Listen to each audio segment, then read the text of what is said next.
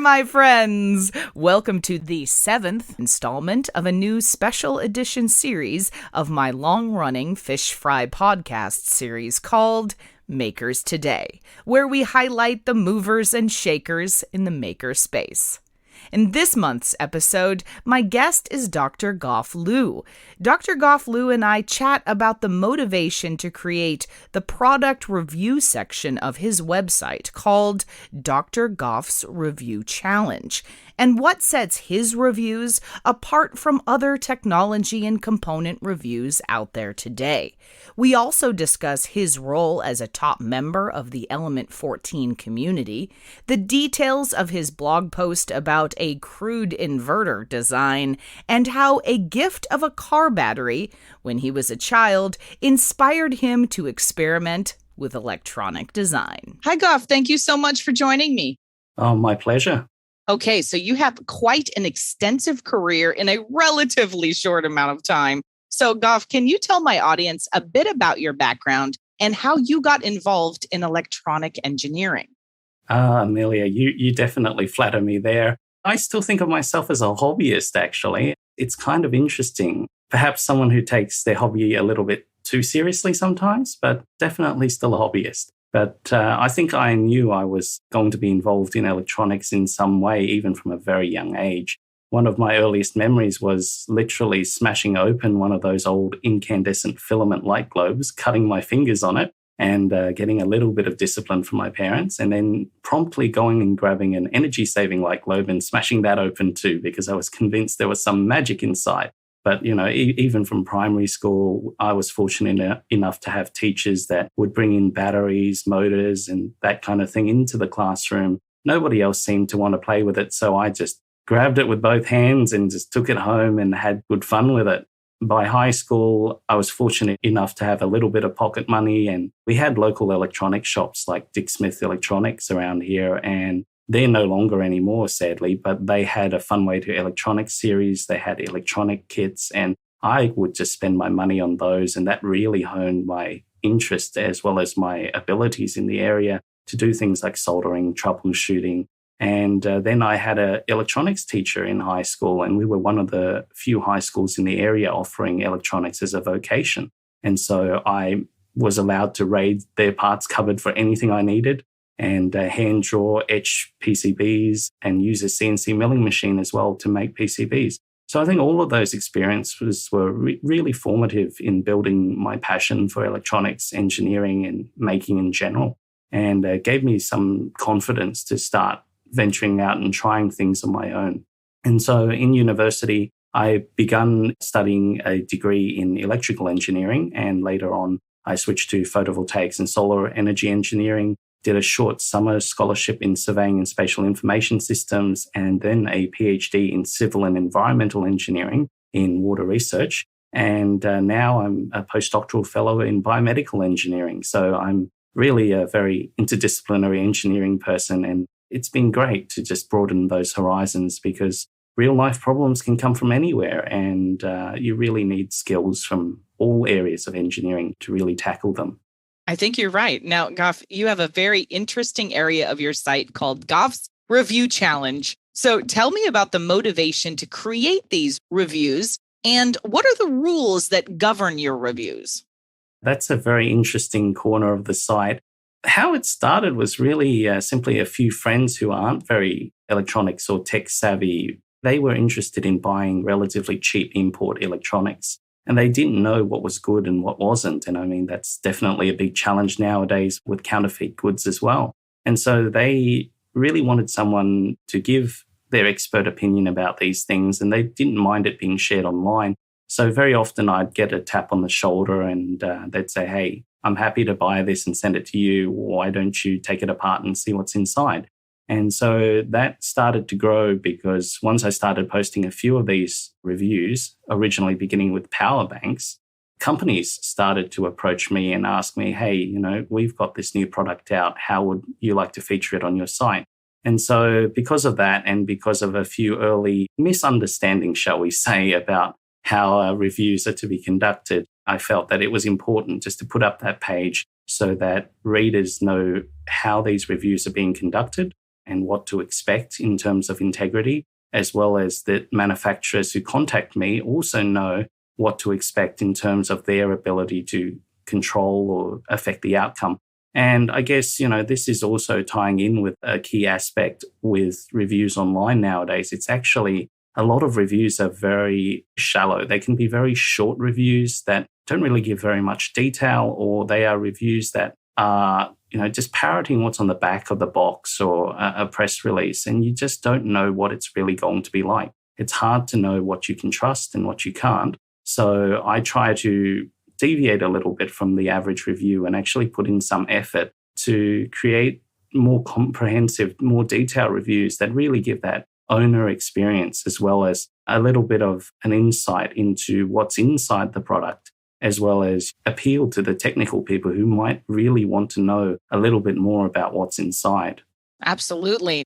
So you also write blogs for the Element 14 community as well. And I was really interested by your most recent blog. So tell my audience a bit about this series. So I've been a top member of the Element 14 community for a while. And as part of that, part of the privilege is having a personal blog there. And so my personal blog at Element 14 is a little bit different. I tend to focus on things that I'm doing for Element 14 or working with Element 14, and I post those contents in that blog. And so this can involve things like further details and more in-depth sections of reviews, say for the road test program, which I've been a big part of. And so the latest series is about going into depth about the Keithley 2450 source meter, which is a bit of a dream instrument for a lot of people, and the kind of process and things that I tried while I reviewed it. In fact, a good bulk of my contributions to Element 14 have been in the road test review program, and it's a massive opportunity. If you're interested in new products, exciting launches, or even just want to, have the chance to get your hands on some amazing gear, it's a real boon. You can just apply for a road test review, tell them how you're going to review the product. And if you're the lucky one that's picked, or lucky few that are picked, then you can basically have the product for free, but in exchange have to provide a detailed review within a 2-month time frame. So I've been a key beneficiary of that program, and that's really netted me a lot of different things, be it evaluation kits for the latest ICs all the way through to test equipment, which has really helped build my lab and help me gather those results that are necessary for in-depth reviews. It's been quite an exciting journey with Element 14. And the best part of all is that it doesn't cost anything to be part of the community and to apply for these things. Other than that, I've been involved with a few other little projects with Element 14, like Project 14 program projects, where you can have the chance to just follow a project brief and potentially win some prizes. And so I've got a little bit of a musical series going on there where I abuse some test equipment to make some noises that it probably shouldn't. But I'm not going to speak too much about that. I really don't need to be given a reputation for abusing test equipment, shall we say. That's great. Okay, Gov, you have so many cool projects on your site, but let's talk a little bit about your most recent crude inverter design. That was a bit of a spur of the moment project. Someone on Element 14 actually mentioned that they work in the inverter area and that they've had some experiences with building inverters. And I thought, well, actually, why don't I give it a shot? But there is a little bit of a longer backstory to this one. So I guess if you have the time, when I was a kid, and I know parents will be concerned about their kids getting into electronics because, electrical safety is definitely an issue. And so my parents wouldn't let me anywhere near mains electricity. It's just so dangerous. So when I was young, what I was allowed to use was just batteries. And by the time I got into high school, my parents gave me their old car battery because it had stopped working. And they thought, well, it's only 12 volts after all. Never mind the sulfuric acid and the high current. That's something else entirely. But when I got the car battery, I thought, well, what am I going to do with this? Now, I thought I would try and make use of it somehow. But as for everyone who's gone camping before, they know automotive style 12-volt appliances aren't exactly any good. Like most of them are pretty poor at doing their function, and they can be quite expensive as well. Mains appliances are normally quite cheap and ubiquitous, but unfortunately, if you wanted to get mains from a 12-volt car battery, you'd have to buy an inverter. And back then, solid state inverters were very expensive. Couldn't afford one on my pocket money budget. So I had a little bit of an idea. I didn't really understand the difference between AC and DC beyond just drawing the curves. And I thought to myself, well, I have a 12-volt downlight transformer. It takes in 240 volts here in Australia, and it puts out 12 volts on the output. What would happen if I were to hook up that 12-volt secondary to the car battery? Would I actually get 240 out of the primary? And so before I ventured any further, I asked my dad about this, and I said, do you think this is going to work? And he told me no, but he couldn't explain to me why. And so being a curious kid, I gathered some old house wiring cables, probably about 1 mil square, and an old discarded 63 amp circuit breaker, and dutifully hooked up the car battery with the multimeter that I bought just 2 weeks ago. And then I flipped the switch, and you can probably guess what happened next. I saw a small spike on the multimeter, and then it went straight down to 0. And I thought, what's going on? I turned it off. And then waiting a little while, I turned it on again, but this time I left it on a little bit longer. And then the potting compound in the transformer started to bubble and smoke started to come out. And I just knew I'd toasted the transformer then. And so in my haste, I grabbed it while it was still hot and just gave myself a bit of a minor burn while throwing it out. But pretty much, toasted the transformer and ate humble pie. So at the end of the day, I now know what happened. And it's because, it's like a journey. It's a journey of personal growth. And so I didn't understand how iron cores would saturate under pure DC and the transformer windings would just be pure winding resistance. So now that, we can buy inverters, they're not that expensive. And recently I just repaired an inverter that I brought from overseas that was dead on arrival because of counterfeit MOSFETs.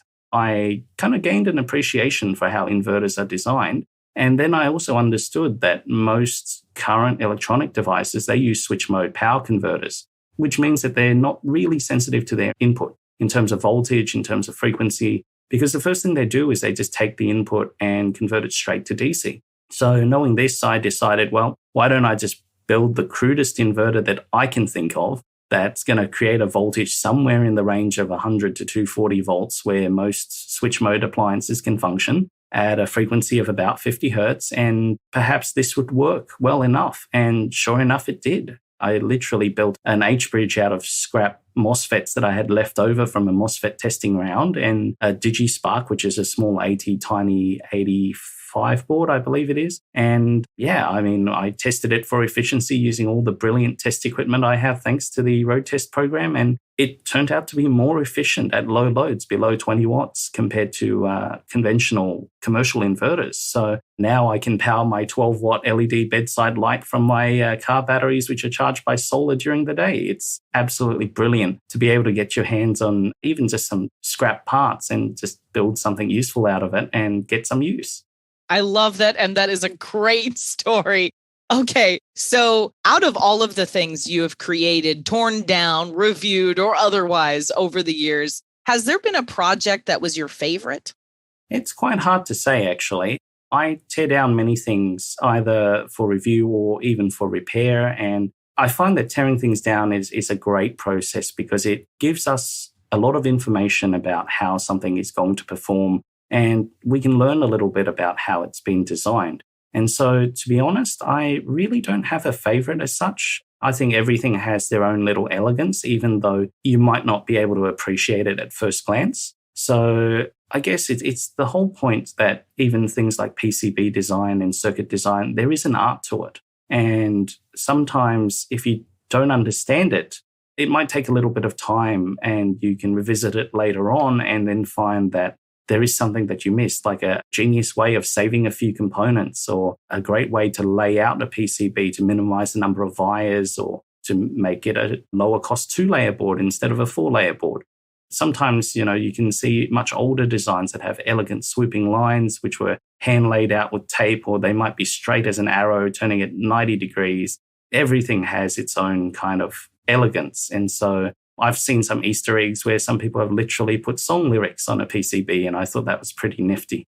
But at the end of the day, I think that every teardown has its own little uniqueness and things that you can learn from it. And it's almost like being mentored by someone without ever meeting them, by examining how that they design their products. And from that, you can take a little bit of inspiration. You can see what works well, what doesn't, and replicate that in your own design. So it's a great way to learn if you have the time to just kind of get under the hood and do some reverse engineering. I love that. I love the elegance of PCB design. That's really cool. So, Gough, do you have any advice for young engineers or makers coming up today? Well, I would still count myself as young, relatively speaking. So perhaps I'm not the best qualified to answer this question. But, I know the greybeards would probably have a lot more to say than I would. But I have definitely compiled a long list. To start off with, I think modern electronics can be a little bit off-putting. In some ways, it seems more and more like an opaque box. And I think that's really what turns a lot of people off electronics. But taking an interest in that, it's really life-changing, because as you slowly begin to understand what makes this tick, that opaque box becomes less and less opaque. As you start building your own designs and circuits which do similar things, you begin to realize that it's not really a magic as such. It's actually been quite deliberately designed.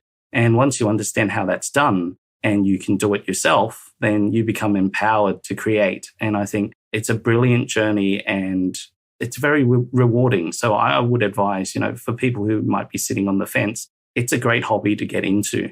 And there's probably never been a better time to become an engineer or a maker. I mean, information access is just so easy now. Everything's at your fingertips, be it a data sheet, an application note, a white paper, a webinar, or even a product review. You can just call it up on the internet. Doesn't cost you very much or anything. And reference resources, calculators, simulators, design tools, conversion tools, they're all very easy to obtain and use nowadays. And with the open source movement, we've got open source hardware and software, which has really reduced the barrier to entry because things are now a lot cheaper, if not even free. And I remember when I was younger, just getting into microcontrollers, the cost of the programmer would have been out of my budget. But now with things like the Arduino, you really get the whole programmer and microcontroller for a price that we couldn't have dreamed of. So I think, starting is not all that difficult, even if you're doing it on your own, because the resources are out there. Don't forget the satisfaction. If you start off, you can start off small, but as you start to grow and you tackle bigger and bigger projects, you can often surprise yourself with being able to do something that you didn't think you could. And once you get a taste of this, it's addictive and you just want to keep going. I guess another, key advantage is that when things break, you don't have to throw them out. You don't have to buy a new one. And that's great for the environment. It's great for your hip pocket. The probable downside is you become that person which people come to when they need electronics help. And that could be a little bit off-putting sometimes, but that's a recognition that you have a power that they're looking for. So I guess it makes you a bit indispensable. Now, I guess my biggest advice, or advices I should say, in a list would be to take it all in and learn whatever you can, because it's probably going to come in handy at one point or another. If you have a mentor, make good use of them. Don't worry if you don't understand everything at first, because nobody does, and I certainly didn't. I've made that bare today. But sometimes it takes several goes to get things right, or to have that aha moment where you kind of understand and things solidify in your mind. And so other times you just have to build it and try it, because sometimes you think you might have a genius idea, but why hasn't anyone done it? Well, sometimes there's something that you don't understand, but by building it, it becomes practical and you can actually work out why it's not done. Sometimes, numbers and formulas in textbooks can be quite scary, but in real life, there are lots of tools to help you on the way. So don't worry about the first principles necessarily when you might have certain design tools or calculators which you can use to make things a little bit easier. Sometimes trial and error is okay. And there are component non-idealities, which mean that trial and error and fine-tuning would be needed anyway. So getting close enough is sometimes good enough. Don't be afraid to spend a few bucks to chase down curiosities, and perhaps don't be afraid of making mistakes. Every Magic Smoke event is humbling, but it is an opportunity to grow. And be a lifelong learner, try those experiments, and by doing so, build your problem-solving skills, because things may not work the first time around. learning to solder is quite essential. And I grew up with through-hole components, and I know that I was very much afraid of SMD when it came in. I saw it as an evil ploy that would make, home building an impossibility. But over time, I've come to realize that SMD isn't evil. In fact, with low-cost PCB manufacturing and with relatively hacky ways, shall we say, of soldering SMD components, you can have the benefit of miniaturization and layouts, which wouldn't be possible with through-hole technology and inexpensively as well. So learn those skills, try them out. SMD soldering, everyone has their own little tips and tricks and own ways. But make sure you learn it because it's definitely something that's going to come in handy. Don't be afraid to build a product that already exists, because even if your product or your version is inferior, it's still an opportunity to learn. And often the journey itself is more valuable than the end product. Embrace software. So I know a lot of people love the hardware side of things and designing circuits, but nowadays more and more often things involve an element of software, and software lends a big flexibility to your design, and how it interfaces to the hardware can be a point of magic. So if you can embrace software, then you can have the best of both worlds. Don't be afraid to break things apart, especially if they're already broken. That's really how I often started with getting my junk box filled, was just basically tearing apart things that have been left on the street side because they're broken. But if it's already broken, the worst you can do is break it. It's already broken, so you're not losing anything. But do stay safe. It's really not worth a life to save something that's, cheap and flimsy. So investing in quality tools, test equipment, and learning how to use that properly, I think that's definitely a big, important point. As I mentioned earlier, examine other people's designs. Teardowns are a great way to do that.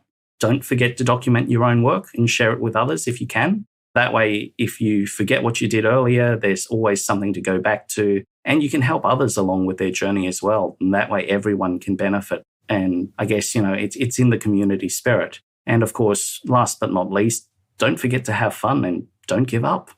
I love that. Those are some great, great tips. All right, it's time for your off-the-cuff question. Now, Goff, I've been asking my speakers lately the same question, so I'm throwing it at you.